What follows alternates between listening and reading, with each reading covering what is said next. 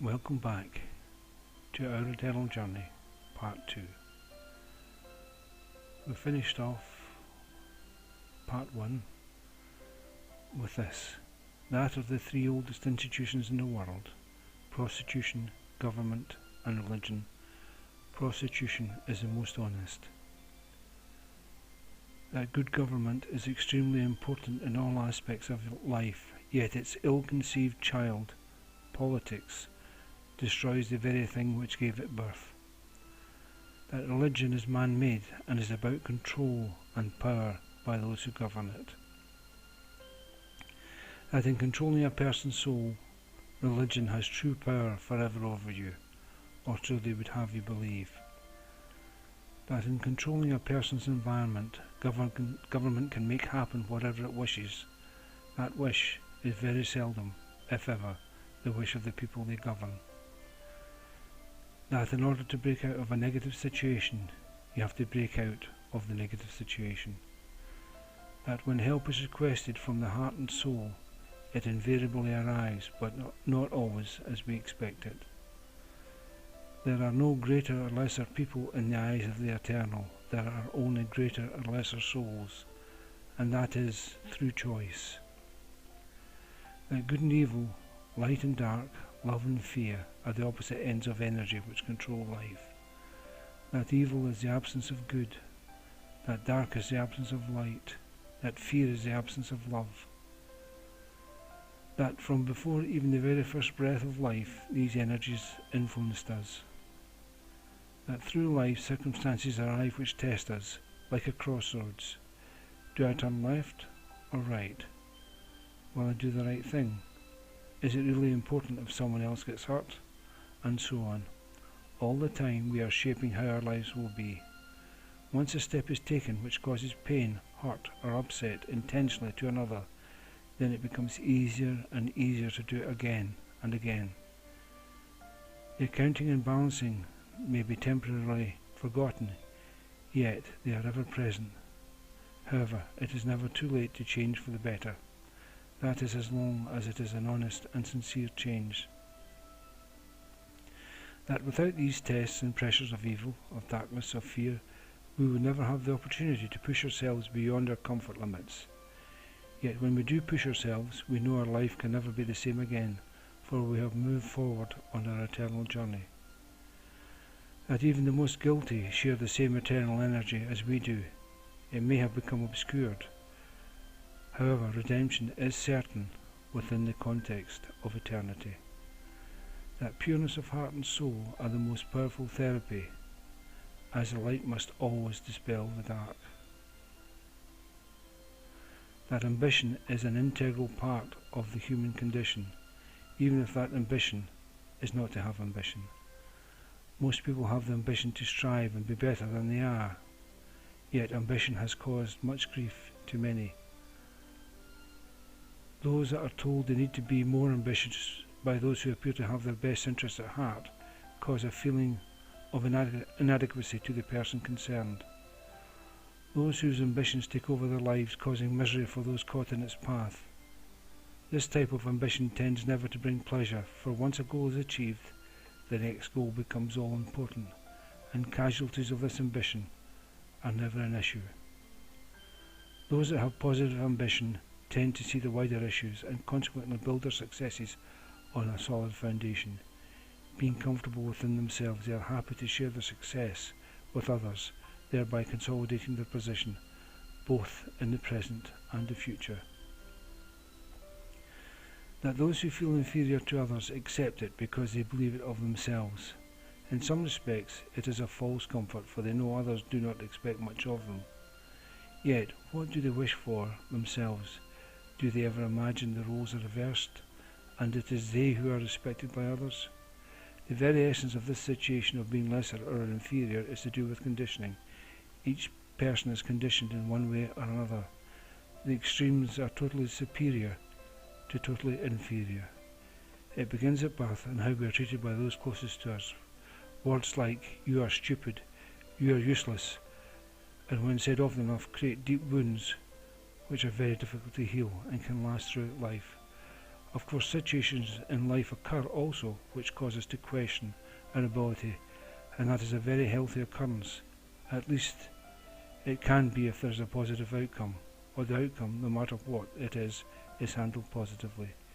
We are taught or conditioned to believe that failure is unacceptable and is to be feared. This very situation stops people from striving to be the very best they can be. We forget the greatest successes are very often the outcome of failure. The true failure is when we give up knowing we could do better. Failure is looked at positively as just one of the rungs on the ladders of success. As long as we honestly believe we have done our best and are being the best we can be, then it does not matter what anyone else believes. This does not mean that we should shut ourselves off from positive advice and encouragement from others. The people who believe only in this mortal life also believe that what they want must happen now, before it is too late. As a consequence, we assume the role of the eternal in a godlike attitude, applying negative energy to all in our path. That our food should grow quicker, whether it is crop, animal, fish or fowl. That we know best in all things, yet time and again nature has proved us wrong. We in our ignorance have played with genetic codes. Instead of enhancing life and nature, the natural, we seek to change and destroy that which does not fit in with our grand plan.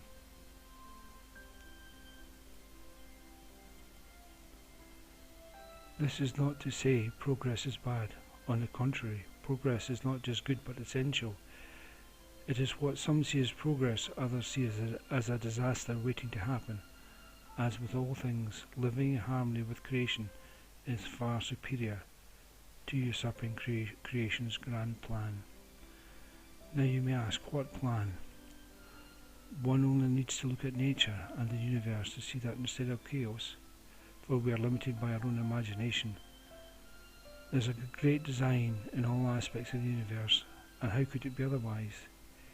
Yes, there is change, there is always change, nothing stands still. When it appears so, it is an illusion. Where a person sees death as final, and eternal sees transition, change, and the eternal in action.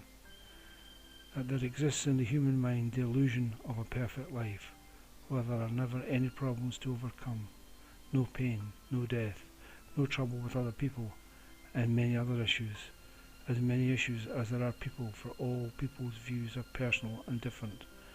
No matter be they rich or poor, healthy or ill, young or old, we are all touched by life in its many facets. If we change our view slightly, we see that perfection does exist, but not in the way described above. Perfection is a process which continually and eternally pushes us to be greater than we are. What we see as a personal catastrophe is a test which forces us to move forward, to move out of our comfort zone, which we have created for ourselves. Sometimes it is a small thing which awakens a realization within.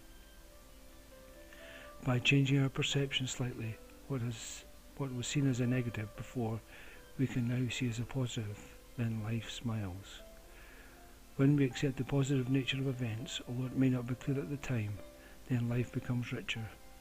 Similarly, when we look back and see events which we think could have been handled better, then that too is positive, for we realize the truth of the situation and consequently we have learned. Having learned, we can let go of the past. If though this is past events that have caused pain or pressure to others in a negative way, we know then there is always an accounting. This accounting is not as in the Christians believe of hell, but rather in a make good way, remembering that there is an eternity to do it in, and the eternal never forgets.